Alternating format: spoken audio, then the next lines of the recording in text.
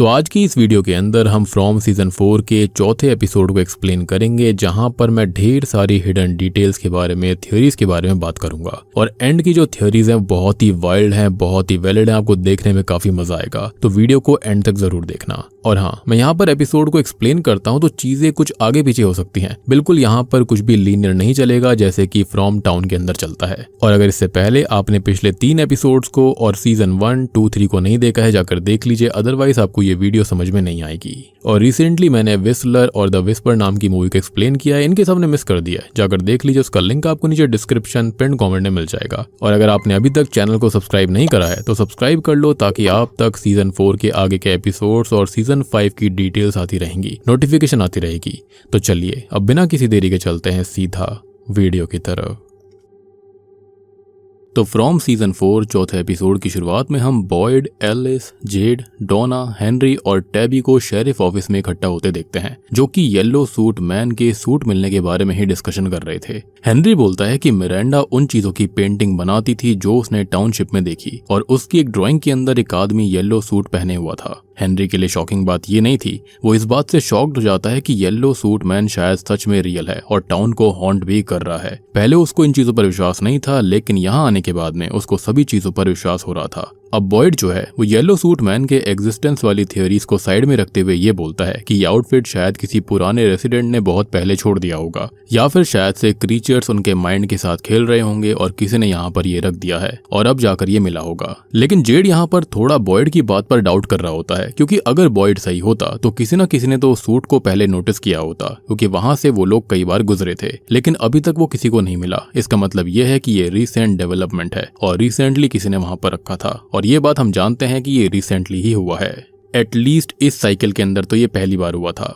अब बॉयड जल्दी से कंक्लूजन्स पर नहीं जाना चाहता था, इसलिए हमको ये पता है कि जेड सही है, क्योंकि येलो सूट मैन सच में रिसेंटली सोफिया में ट्रांसफॉर्म होकर टाउन के अंदर एंटर हुआ है। फिर बॉयड ये बोलता है कि थियरीज बनाने के बजाय उन्हें विक्टर से बात करनी चाहिए और ये समझना चाहिए कि उस सूट को देखकर विक्टर इतना डरा क्यों हुआ था, क्योंकि अगर विक्टर डरा हुआ है तो इसका मतलब यह है कि वो उस आदमी के बारे में कुछ जानता है जिसने कि वो सूट पहना हुआ था, और अगर वो उससे डरा हुआ है तो कोई ना कोई ऐसी पुरानी याद है जो कि उसको डिस्टर्ब कर रही है। लेकिन हेनरी इस बात पर यह बोलता है कि वो उसका बेटा है तो वो अकेले उससे बात करेगा, क्योंकि अगर सब लोग एक साथ उसके पास जाकर क्वेश्चंस पूछेंगे तो विक्टर डेफिनेटली घबरा जाएगा। खैर, अब शेरिफ ऑफिस से निकलने से पहले हेनरी ये बोलता है कि वो बहुत ही ज्यादा शॉक में है कि yellow suit man, boy in white और ये टाउन जैसी चीजें जो कि उसके बेसमेंट में रखी हुई पेंटिंग में ही एग्जिस्ट करती थी, वो सच में रियल में है। उसको समझ में नहीं आ रहा था कि ये सब कैसे प्रोसेस करे, लेकिन क्योंकि बॉय इन वाइट ने ये बोला था कि उनके पास अब ज्यादा वक्त नहीं बचा हुआ है, तो इसलिए हेनरी जानता था कि उसको जल्दी मूव करना पड़ेगा, क्योंकि उसको सच में नहीं पता कि टाउन के एग्जिस्टेंस के फाइनल आवर शुरू होने के बाद में क्या होगा, यानी कि जो कुछ भी होने वाला है वो बहुत ही बुरा होगा, और अगर उन्हें इस चीज को रोकना है तो जल्दी ही कुछ करना पड़ेगा। अब जैसे ही हेनरी शेरिफ स्टेशन से चला जाता है तो डोना सोचती है कि क्या हेनरी को मिरांडा के साथ क्या हुआ था उसके बारे में कुछ आइडिया है, या फिर ये पता है कि टैबी ने कभी मिरांडा की मेमोरीज को एक्सपीरियंस किया है। तभी टैबी उसको एश्योर करती है कि हेनरी को इसके बारे में कुछ नहीं पता। फिर बॉयड रूम में सबको बोलता है कि अब कोई और नए रेवलेशंस या फिर सीक्रेट्स बाहर नहीं आने चाहिए। इसका मतलब ये है कि कोई भी हेनरी को टैबी और मिरांडा के कनेक्शन के बारे में नहीं बताएगा, और एलिस जो है वो येलो सूट के बारे में फातिमा से कोई बात नहीं करेगा, और सब लोग अपने अपनी इन्वेस्टिगेशन वाले काम पर फोकस करते रहेंगे जब तक उन्हें इस पूरे मैटर में थोड़ी सी क्लैरिटी नहीं मिल जाती। बेसिकली टाउन के अंदर इस बारे में कोई भी बात नहीं करने वाला था। खैर, जेड अब फिर बात उठाता है कि वो मैजिक मशरूम लेने वाला है ताकि वो अपनी तीसरी आंख को ओपन कर सके और अपने पास्ट इनकारनेशंस की मेमोरीज को देख सके। डोना तुरंत बोलती है कि वो इस आइडिया के बिल्कुल खिलाफ है, क्योंकि उन्हें ये तक नहीं पता कि वो मशरूम असल में करते क्या हैं, वो जहरीले भी हो सकते हैं। बॉयड भी बोलता है कि वो भी इस चीज से कंफर्टेबल नहीं है, लेकिन उनके पास में कोई और ऑप्शन है ही नहीं, क्योंकि जेड के खत्म होने से भी बुरा यह है कि अगली सुबह उन्हें नहीं पता कि कितनी लाशें उनको गिननी पड़ेंगी, तो इसके लिए तो ये करना ही पड़ेगा।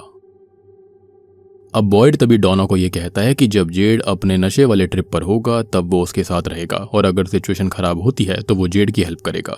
बॉयड की ये बात सुनने के बाद में डोना खाने को गैदर करने वाले मिशन पर निकल जाती है और एलिस को भी अपने साथ ले जाती है, यानी कि उनको उन्हीं वुडू डॉल्स के पास बनी हुई लेक के पास जाना था, जहाँ पर उनको ताज़ी सब्जियां मिली थी। खैर टैबी बॉयड से रिक्वेस्ट करती है कि वो कुछ मिनट के लिए बाहर चला जाए क्योंकि वो जेड से प्राइवेट में कुछ बात करना चाहती थी, और वो विक्टर और ईथन के साथ में जंगल में क्या कर रहा था इसके बारे में पूछती है। अब जेड जो है वो टैबी को ये बताता है कि ईथन ने उसे लेक ऑफ टीयर्स वाला असाइनमेंट दिया था, यानी कि उसे ढूंढना था, जो कि उसको जिम ने ही आकर बताया। लेकिन जेड जो है वो इस बात को झुटला देता है, ये कहते हुए कि शायद बच्चा जो है वो गिल्ट में है, उसी के चलते ऐसा हो रहा होगा। और यहाँ पर ये सब कुछ देखते हुए टैबी को भी ऐसा ही लग रहा होता है कि शायद से जो ईथन है वो शायद से ग्रीव कर रहा है, जिसके चलते ही उसने ये सब चीजें बनाई होंगी। लेकिन आई एम श्योर कि जब टैबी को लेक ऑफ टीयर्स मिलेगी तब उसको समझ में आएगा कि ईथन की बातें बकवास नहीं थी। एटलीस्ट यहाँ पर जूली तो ईथन के ऊपर विश्वास करती है। एनीवेज तभी टैबी जेड से माफी मांगती है उन बातों के लिए जो कि उसने बार्न के अंदर उसको बोल दी थी, जब जेड उसके पास सोलमेट रीइंकार्नेशन थ्योरी लेकर आया था, और वो भी जिम की लाश मिलने के तुरंत बाद ही। खैर अच्छी बात यह है कि जेड उसको आई फॉरगिव यू जैसा ड्रामेटिक जवाब नहीं देता, वो बस बोलता है कि टैबी को सॉरी बोलने की जरूरत नहीं है क्योंकि उसका टाइमिंग बहुत खराब था। अब जैसे ही टैबी शेरिफ ऑफिस के बाहर जाती है तो बॉयड अंदर आता है और देखता है कि जेड उन मशरूम्स को खा लेता है। उसने एक साथ 3-3 मशरूम खा लिए थे और ये काफी इनसेन बात थी क्योंकि मुझे लगा था कि वो पहले एक मशरूम ट्राई करेगा और उसका इफेक्ट देखेगा। सिंपल सी बात है, उसको नशे में जाना था ताकि उसकी मेमोरीज जो थी यानी कि क्रिस्टोफर की मेमोरीज वो अनलॉक हो सके, और यहाँ पर जो कुछ भी चल रहा है उसकी गुत्थी सुलझ जाए। एनीवेज अब टैबी घर पहुंचती है और सुनती है कि ईथन अपने रूम में ब्रोकन रेडियो के जरिए जिम से संपर्क करने की कोशिश कर रहा था। और अगर आप यहाँ पर गौर से नोटिस करोगे तो पूरे सीजन के अंदर चाहे रेडियो हो, दीवारें हो या फिर कुछ भी, या फिर पूरे ही सीजन का जो टोन है वो बिल्कुल येलो और लाइट येलो जैसा है, जो कि येलो सूट मैन की प्रेजेंस को दर्शाता है। एनीवेज जब टैबी दरवाजे पर दस्तक देकर रूम के अंदर आती है तो ईथन रेडियो को छुपा लेता है क्योंकि कहीं ना कहीं उसको लग रहा था कि उसकी माँ इस चीज पर भरोसा नहीं करेगी।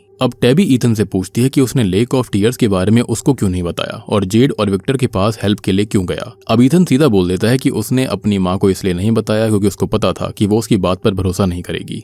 एंड ऑनेस्टली ईथन पूरी तरह गलत भी नहीं है। ईथन ये भी बोलता है कि वो जिम यानी कि उसके पिता के गोस्ट को सिर्फ इसलिए इग्नोर नहीं कर सकता क्योंकि टैबी को ये लगता है कि ईथन ने ये कॉन्वर्सेशन इमेजिन करी थी।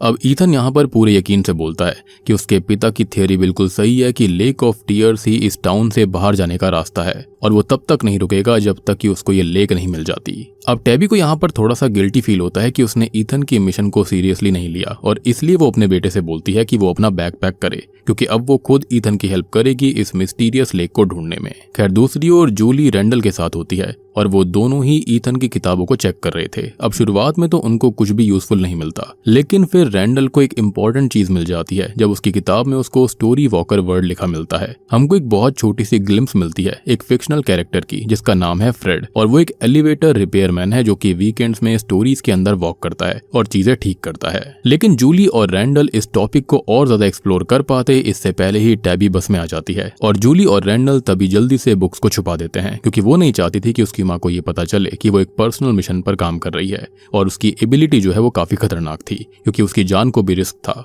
अब सैरा जो थी वो यही काम करने के लिए डाइनर में चली जाती है। आवाजों ने ये कहा था कि अगर वो ऐसा नहीं करेगी तो फिर उसके करीबी को नुकसान होगा। तो सैरा डाइनर में बैठी हुई थी और सब चीजों को देख रही थी। उसके सामने जग और ग्लास भी था कि तभी वहां पर बागता आ जाती है। फाइनली हमको बागता दिखाई देती है। कई लोग ऐसा भी कह रहे थे कि शायद से वही विलन होगी क्योंकि वो काफी टाइम से गायब थी, लेकिन मुझे ऐसा नहीं लग रहा था। एनीवेज उसने डाइनर को संभाल लिया था और बागता ये कहती है कि सैरा ने पहले जो कुछ भी किया हो लेकिन अब वो सुधर गई है और उसने पहले डाइनर को संभाल रखा है, तो अगर वो वापस आकर काम करना चाहे तो कर सकती है। लेकिन सैरा अपने टास्क पर फोकस हो रखी थी। वो पानी भी पीती है लेकिन फिर झूठा पानी जग में नहीं डाल पाती और बागता को ग्लास हटाने के लिए कह देती है। खैर तभी बैकग्राउंड में हम सोफिया को देखते हैं। वो पूल के पास घूमती हुई दिखाई देती है और डेल की टूम को देख रही होती है जो कि बॉटल ट्री में एंटर करने के बाद में पूल की वॉल्स में फंस गया था और ये चीज काफी फनी लगती है उसको। एस डाइनर से ही क्रिस्टी और मैरियल जो होते हैं वो भी सोफिया को देखकर उसके लिए सिंपैथी फील कर रहे होते हैं। उनको लग रहा होता कि शायद कितनी दुखी है बेचारी लड़की और अकेली भी है, जबकि सोफिया शायद अंदर ही अंदर उस टूम को देखकर हंस रही होगी कि उसने कितनी चालाकी से डेल को बेवकूफ बनाकर खत्म करवा दिया।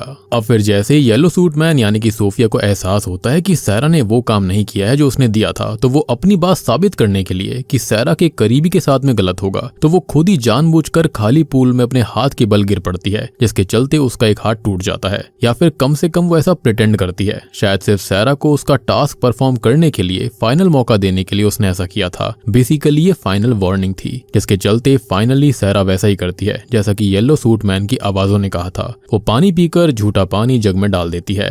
अब जब क्रिस्टी और मैरियोला जो होते हैं वो सोफिया का फ्रैक्चर्ड आर्म ट्रीट कर रही होती हैं, तब सोफिया उन्हें इब्राहिम की कहानी सुनाने लगती है, क्योंकि येलो मैन ने यहाँ पर उनके दिमाग को पढ़ लिया था कि वो गॉड पर विश्वास नहीं करते। वो बताती है कि एक दिन गॉड ने इब्राहिम से अपने बेटे को सैक्रिफाइस करने के लिए कहा और वो ऐसा करने के लिए तैयार था, लेकिन आखिरी पल पे गॉड ने उसको रोक दिया और एक बकरे की बलि देने को कहा। तो गॉड कभी भी उसके बेटे को खत्म करना नहीं चाहते थे, बल्कि इब्राहिम के बिलीफ को कितना पक्का है ये देखना चाहते थे। यानी कि ये सब बस सैरा का टेस्ट हो रहा था और येलो सूट मैन खुद को भगवान मान रहा होता है। एक और इंटरेस्टिंग बात ये कि जब क्रिस्टी और मैरियल जो होते हैं वो डाइनर के अंदर बैठे हुए थे, तो वो यही बात कर रहे थे कि उनको प्रेयर्स और गॉड पर उतना भरोसा नहीं है। इनफैक्ट वो सोफिया के लिए यही कह रहे थे कि प्रेयर्स और हायर पावर से जुड़ने से उसे कैसे रिलीफ मिल सकता है। लेकिन ऑब्वियसली सोफिया के हाथ का फ्रैक्चर फेक था, ये हम जानते हैं, और ये बस सैरा को डरा देने के लिए था कि आवाजें रियल हैं। इसी बीच सैरा देखती है कि वो पानी का जग जिसे उसने कंटेमिनेट किया था ड्रेन के अंदर डाला जा रहा था बागता की तरफ से। अब सैरा के केस में सोफिया ने वो वॉइसेस सिर्फ ये देखने के लिए इस्तेमाल करी थी कि सैरा कितनी ओबीडियंट और सबमिसिव है, क्या वो पहले की तरह सब कुछ करेगी। इससे ये समझ आता है कि कभी कभी हमारा डर उस चीज से भी बड़ा थ्रेट बन जाता है जो कि असल में वो फियर क्रिएट कर रही होती है। खैर, अब दूसरी ओर एलिस डोना के साथ फूड कलेक्शन मिशन पर निकलता है, उसी जगह पर जहां पर पहले भी अच्छी सब्जियां मिली थी। हालांकि हम देखते हैं कि एलिस का वहां जाने का बिल्कुल मन नहीं होता और वो फातिमा के पास रुकना चाहता था ताकि वो इंश्योर कर सके कि वो बिल्कुल ठीक रहेगी। लेकिन हम गौर करते हैं कि फातिमा उसको वहां भेज देती है, ये बोलते हुए कि वो बिल्कुल सही है और कोई भी दिक्कत वाली बात नहीं है। खैर, डोना जाने से पहले कैनी को सख्त इंस्ट्रक्शंस देती है कि उसको कॉलोनी हाउस को सेफ रखना है, स्पेशली फातिमा पर भी नजर रखनी है। टैबी और ईथन भी अब डोना की टीम ज्वाइन कर लेते हैं क्योंकि उनको वहां पर लेक ऑफ टीयर्स वाली सर्च करनी थी और वो दोनों उनके साथ इसलिए जा रहे थे ताकि किसी को भी उन पर शक ना हो। अब जैसे ही डोना और उसकी टीम निकलती है तो फातिमा अपने रूम में चली जाती है और एल्जिन ने उस रूम को ऑलमोस्ट पूरी तरह मिट्टी से भर दिया था, लेकिन फातिमा एल्जिन को एक्सक्यूज कर देती है क्योंकि अपेरेंटली उसे मिट्टी पर खुद काम करना था। अब बाद में कैनी गौर करता है कि रूफ से पानी लीक हो रहा था और वो भी काला काला था, मिट्टी जैसा था। जब वो लीक का सोर्स चेक करने ऊपर जाता है तब वो फातिमा के रूम तक पहुंच जाता है और देखता है कि फातिमा उस मिट्टी से, जो कि असल में क्ले है, उससे कुछ बना रही होती है। अब इसके बाद हम जेड को देखते हैं जो कि मशरूम्स के इफेक्ट्स में ट्रिप कर रहा होता है। फिर सीन बॉयड पर शिफ्ट होता है जो कि एबी की चीजों को देख रहा था, यानी कि अपनी बीवी की चीजों को। अब वो एबी की दी हुई वेडिंग रिंग को निकालता है और उस पर बने हुए इन्फिनिटी सिंबल को ऑब्जर्व करने लगता है और यहाँ पर ये इस टाउन को परफेक्टली दर्शाता है कि लोग घूम घूम कर एक ही जगह पर आ जाया करते थे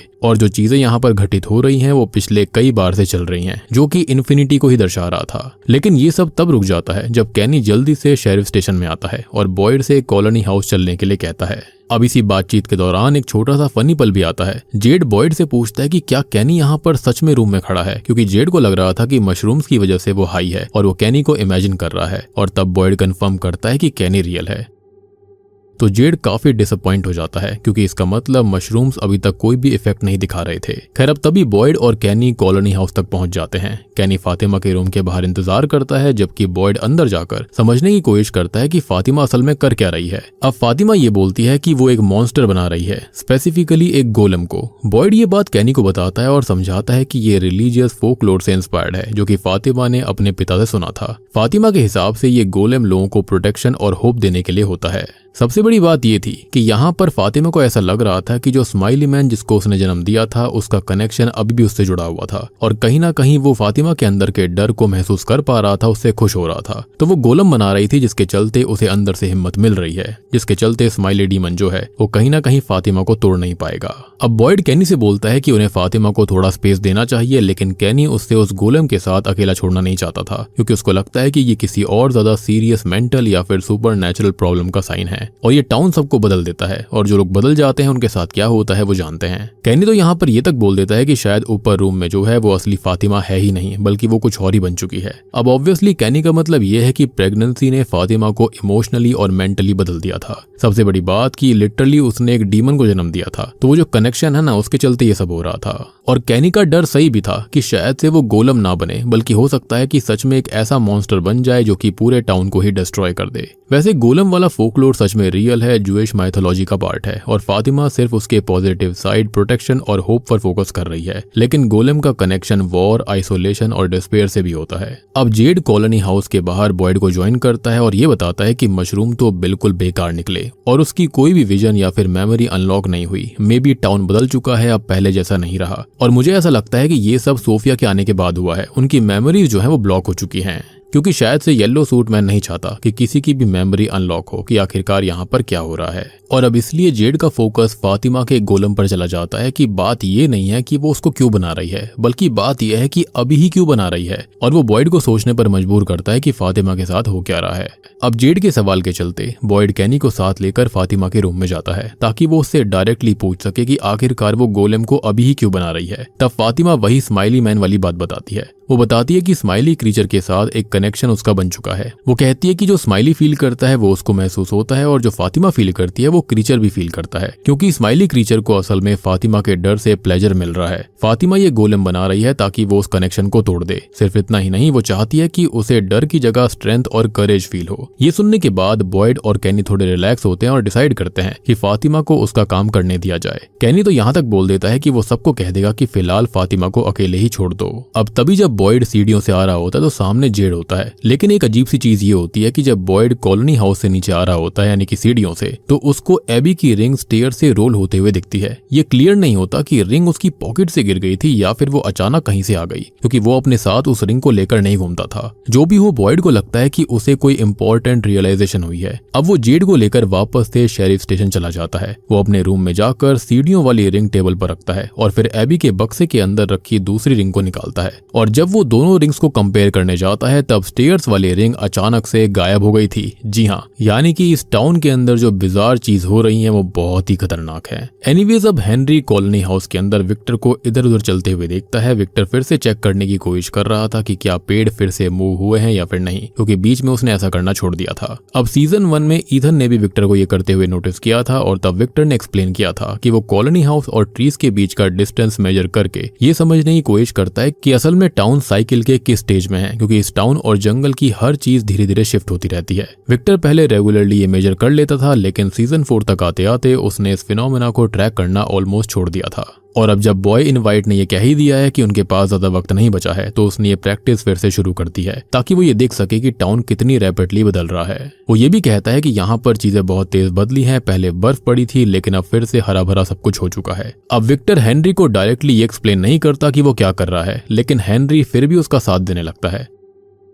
अब हेनरी को ये उम्मीद थी कि शायद इस प्रोसेस के दौरान विक्टर ये फाइनली बता दे कि येलो सूट को देखकर वो इतना क्यों डर गया था कि उसने लिटरली अपनी पैंट में पेशाब कर दिया। और ये प्लान काम कर जाता है जब विक्टर कंक्लूड करता है कि ट्रीज पहले के कंपैरिजन में अब बहुत तेज मूव कर रहे हैं। तब वो हेनरी को उस कंटेनर के पास लेकर जाता है जहां पर वो पहले रहता था। वहां पहुंचकर विक्टर जमीन खोदना शुरू करता है और एक बैग निकालता है जिसके अंदर येलो सूट मैन की ड्राइंग पड़ी हुई थी। और अब विक्टर एक बहुत ही शॉकिंग बात रिवील करता है कि वो कभी येलो सूट मैन का दोस्त हुआ करता था और वो नॉर्मल इंसान की तरह वहां पर गाड़ी से आया था। विक्टर को लगता था कि वो भी टाउन का एक नॉर्मल रेसिडेंट ही है, लेकिन अपने साइकिल के फाइनल पलों में विक्टर ने येलो सूट मैन को मिरांडा को खाते हुए देख लिया था। और तब उसको समझ में आता है कि वो कोई रेसिडेंट नहीं बल्कि एक मॉन्स्टर है, और ऐसा उसकी ड्राइंग में बना हुआ था।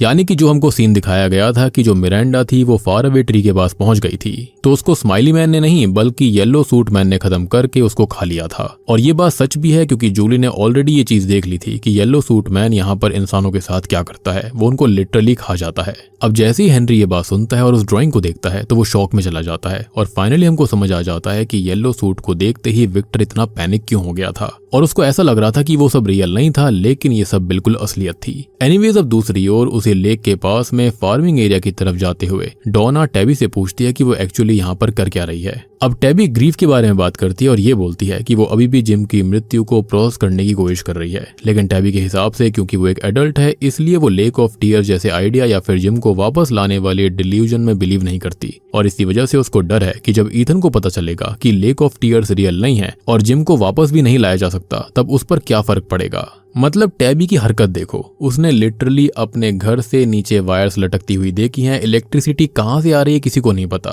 उसने केव के अंदर मॉन्स्टर को देखा है, बहुत कुछ ऐसी चीजें देखी हैं जो कि होनी नहीं चाहिए, तो लेक ऑफ टीयर्स क्यों नहीं हो सकती। खैर अब डोना गौर करती है कि टैबी काफी इमोशनल हो रही है, इसलिए वो अपनी टीम को ब्रेक लेने के लिए बोलती है ताकि सभी लोग थोड़ा सा रेस्ट कर सकें। अब डोना टैबी से उस पल के बारे में बात करती है जब टैबी उसके रूम के अंदर उस नोट को छोड़कर गई थी, जिसके अंदर ये लिखा हुआ था कि वो उसके जाने के बाद उसके बच्चों का ध्यान रखे इन केस वो लाइट हाउस से वापस नहीं आती। लेकिन तभी वो समझाती है कि वो ऐसे किसी भी चीज को ना करे और ना ही ऐसे किसी मिशन पर निकले। डोना ये भी बोलती है कि टैबी उसको उस सिचुएशन में ना डाले जिसके चलते उसके बच्चे बाद में उसको ये सवाल करते रहे कि आखिरकार उसकी माँ के साथ क्या हुआ था। और डोना ये भी कहती है कि उसका परिवार उसके लिए बहुत जरूरी है, इनफैक्ट वो उसको अपना परिवार ही मान रही थी। लेकिन तभी ईथन उन दोनों की बातों को इंटरप्ट करता है और उनका अटेंशन एक घायल हुई बर्ड की तरफ ले जाता है। ईथन बोलता है कि उन्हें उस चिड़िया को लेक ऑफ टीयर्स ले जाना चाहिए क्योंकि उस लेक का पानी उसको हील कर सकता है। अब टैबी जो थी वो ईथन का दिल नहीं तोड़ना चाहती थी, तो इसलिए वो उस चिड़िया को अपने साथ रखने के लिए बोल देती है। खैर अब आखिरकार ये लोग अपने डेस्टिनेशन पर पहुंच जाते हैं जहां पर वही वूडू डॉल्स लगी हुई थी। तब यहाँ पर ईथन बताता है कि जेड ने ये कहा था कि ये सुरक्षा के लिए हैं, और ये बात कहीं ना कहीं सच भी है क्योंकि हर जगह की सब्जियां खराब हो गई थी लेकिन यहाँ की सब्जियां बिल्कुल सही होती हैं। एनीवेज डोना अपनी टीम को फूड कलेक्ट करने के लिए ले जाती है जबकि ईथन और टैबी पास वाली लेक की तरफ जाते हैं ताकि वो उस घायल बर्ड को बचाने की कोशिश कर सकें। अब चौथे एपिसोड के अंत में टैबी और डोना लेक का पानी निकालकर उस घायल चिड़िया पर डालते हैं, लेकिन फिलहाल कुछ नहीं होता। बट उसी वक्त डोना की टीम का एक मेंबर जमीन के अंदर छुपी हुई एक बहुत ही मोटी और बड़ी रस्सी को ढूंढ लेता है। अब जब वो उस रोप को खींचता है तो सभी लोग ये देखते हैं कि लेक के बीचों बीच पानी बबलिंग करने लगता है और फिर कोई चीज पानी की सतह पर ऊपर आकर तैरने लगती है, और ऐसा लग रहा था कि जैसे इन लोगों ने लेक का कोई प्लग था वो बाहर निकाल दिया था, जैसे कि बाथटब के अंदर नहीं होता, बिल्कुल उस तरह से। लेकिन सबसे बड़ी दिक्कत ये थी कि आखिरकार ये चीज क्या है ये बिल्कुल भी क्लियर नहीं होता, लेकिन ऐसा लग रहा था कि जैसे ये लाशें थी। और बूम, इसी के साथ में फ्रॉम सीजन 4 का चौथा एपिसोड भी यहीं पर खत्म हो जाता है। अब देखो मैं यहाँ पर कुछ वाइल्ड गेसेस करने वाला हूँ और यहाँ पर मैं ये कहूँगा कि शायद वो उन लोगों की लाशें हो सकती हैं जो कि ईथन की तरह यही बिलीव करके लेक में कूद गए थे कि उसके पास शायद से कोई मैजिकल पावर्स हैं, यानी कि लेक के पास में। लेकिन हो सकता है कि शायद ये लेक लाइफ देने के बजाय लाइफ लिया करती हो, और अगर अगले एपिसोड के अंदर वो बर्ड खत्म हो जाती है तो ये थियरी कंफर्म हो जाएगी। और बात करें उस रोप का क्या, और अगर वो लाशों के क्लस्टर से जुड़ी हुई है तो शायद कुछ लोगों ने उस रोप को पकड़कर लेक में डाइव लगाई होगी, ये सोचकर कि उसके जरिए रियल वर्ल्ड का एग्जिट मिल जाएगा। और ऑनेस्टली ये थियरी काफी सही लगती है। हो सकता है कि किसी ने उनको भी बताया होगा कि ये लेक टाइम लूप से बाहर निकलने की चाबी है और उन्होंने उस बात को लिटरली ले लिया होगा, मतलब कि सीधा तैर कर रियल वर्ल्ड में पहुंचा जा सकता है। लेकिन जब तक उनको समझ में आया कि ये actually mythical lake of tears नहीं है तब तक बहुत देर हो चुकी थी और वो डूब कर खत्म हो गए। यहाँ पर जैसे कि बुक मार्क्स काम नहीं आए थे, हो सकता है कि ये लिटरल लेक ऑफ टीयर्स भी ना हो। और कहीं ऐसा तो नहीं है कि ईथन के दिमाग के साथ खेलने के लिए येलो सूट मैन ने जिम के रूप में आकर उससे ये करने के लिए कहा हो। कहीं ना कहीं हो सकता है कि वो चाहता हुआ कि उसको ईथन का सैक्रिफाइस मिले। एनीवेज एक और पॉसिबिलिटी ये हो सकती है कि वो प्रीवियस साइकिल के रेसिडेंट्स की लाशें हो सकती हैं जिन्हें येलो सूट मैन या फिर क्रीचर्स ने इस लेक के अंदर डंप कर दिया होगा ताकि टाउन अगले विक्टिम्स के आने से पहले साफ दिखे। और शायद से ये फिलहाल रह रहे रेसिडेंट्स के फ्यूचर की चीजें हो सकती हैं कि उनके साथ क्या होगा, या फिर ये कोई लेक बाउंड क्रीचर हो सकता है जो कि रियल वर्ल्ड के पैसेज को प्रोटेक्ट करता होगा। जैसे कि आपको याद हुआ कि सैरा और बॉयड को एक बड़ी स्पाइडर खींचकर दूसरी ओर ले गई थी, तो शायद से इन लोगों ने किसी ऐसी चीज को जगा दिया है जो कि काफी खतरनाक है। और एक और थियरी ये कहती है कि अगर आपने ध्यान दिया हो विक्टर की ड्राइंग्स पर, तो एक ड्राइंग थी जिसके अंदर सिटी पूरा का पूरा फ्लडेड था, यानी कि पानी भरा हुआ था, और जो लोग थे वो अपने रूफ टॉप्स पर खड़े हुए थे, यानी कि घरों की छत पर। और क्या हो कि अगर झील में पड़ी वो रस्सी असल में एक प्लग हो और झील का पानी एक ऐसे रास्ते से बह रहा हो जो कि शहर की ओर आता है, तो हो सकता है कि धीरे धीरे स्विमिंग पूल भरेगा और उसके बाद में पूरा का पूरा शहर डूब जाएगा, जो कि असल में बनेगा लेक ऑफ टीयर्स। अब चौथा एपिसोड बेसिकली यही हिंट करता है कि टाउन एक सुपर नेचुरल टाइम लूप है जहां पर पास्ट, प्रेजेंट और फ्यूचर एक दूसरे में लीक हो रहे हैं। येलो सूट मैन सिर्फ एक मॉन्स्टर नहीं बल्कि पूरे लूप का कंट्रोलर या फिर मैनिपुलेटर लगता है, जो कि लोगों के डर, ग्रीफ और गिल्ट को इस्तेमाल करके उनको मेंटली ब्रेक करता है, जैसे कि सैरा की वॉइसेस, फातिमा का स्माइली क्रीचर से कनेक्शन और बॉयड की डिसअपियरिंग रिंग। सबसे बड़ी बात कि एबी का हाथ भी उसको दिखाई दिया था, और ये सारी चीजें इसी मैनिपुलेशन और टाइमलाइन डिस्टॉर्शन की तरफ पॉइंट करती हैं। जूली का स्टोरी वॉकर कॉन्सेप्ट ये रिवील करता है कि कुछ लोग टाइमलाइंस और पास्ट साइकिल को एक्सेस कर सकते हैं, लेकिन उन्हें चेंज करना इतना इजी नहीं होता, वो खाली हिंट दे सकते हैं। विक्टर का ये रिवील है कि येलो सूट मैन ने मिरांडा को खाया था कंफर्म करता है कि वो जनरेशंस और साइकिल से एग्जिस्ट करता है। पेड़ बहुत ही तेज मूव कर रहे हैं और बॉय इन वाइट की वार्निंग ये इंडिकेट करती है कि टाउन अब अपने फाइनल स्टेज में एंटर कर रहा है। और लेक ऑफ टीयर्स को लेकर सबसे बड़ी थियरी यही आ रही है कि वो है रियल वर्ल्ड का पोर्टल या फिर एक डेडली ट्रैप जहां पर प्रीवियस साइकिल के विक्टिम्स की बॉडीज मौजूद हैं। और एपिसोड का hidden theme clearly fear versus courage है, क्योंकि येलो सूट मैन नॉलेज या पावर से नहीं बल्कि लोगों के डर से कंट्रोल लेता है।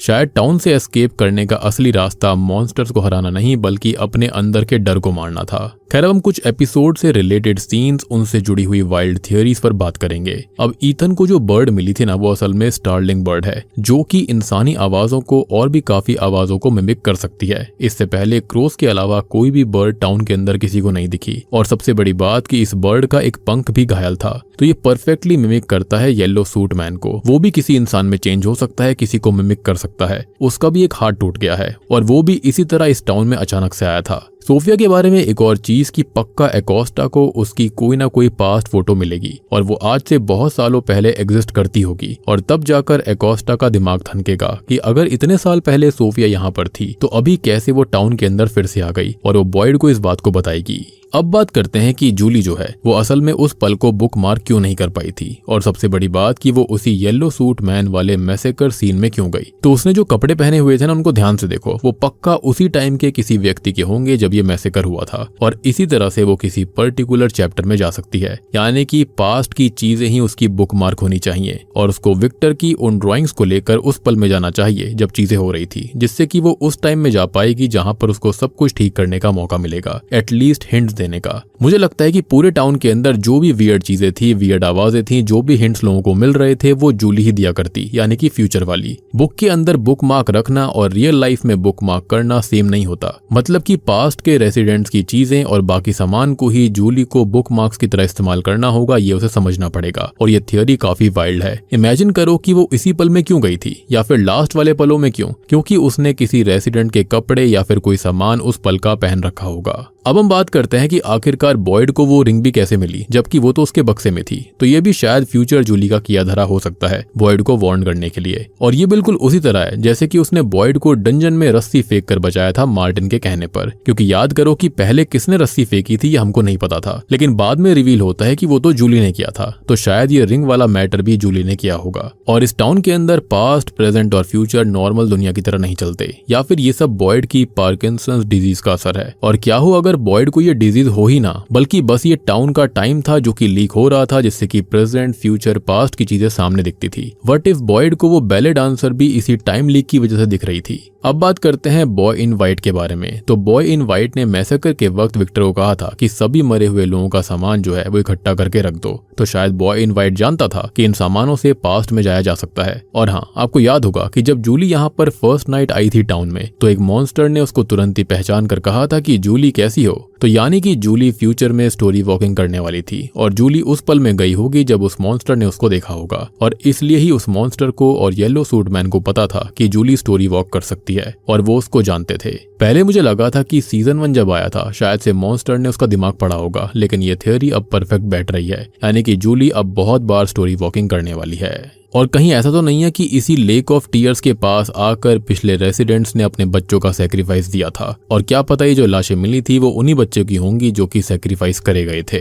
तो दोस्तों, ये थी फ्रॉम सीजन 4 के चौथे एपिसोड की वाइल्ड थियरीज, हिडन डिटेल्स और सारी की सारी कहानी। उम्मीद करता हूँ कि आपको चीजें पसंद आई होंगी। पसंद आई तो वीडियो को लाइक कर दीजिए, चैनल के ऊपर नए हो तो सब्सक्राइब कर लो ऐसी ही इंटरेस्टिंग वीडियोस के लिए। और रिसेंटली मैंने the whistler and the whisper film को एक्सप्लेन किया है। दोनों ही काफी इंटरेस्टिंग मूवीज हैं। इनके सामने मिस कर दिए, जाकर देख लीजिए। उनका लिंक आपको नीचे डिस्क्रिप्शन पिन कमेंट में मिल जाएगा। तो मैं आप सबको मिलता हूँ अगली वीडियो के साथ में। तब तक के लिए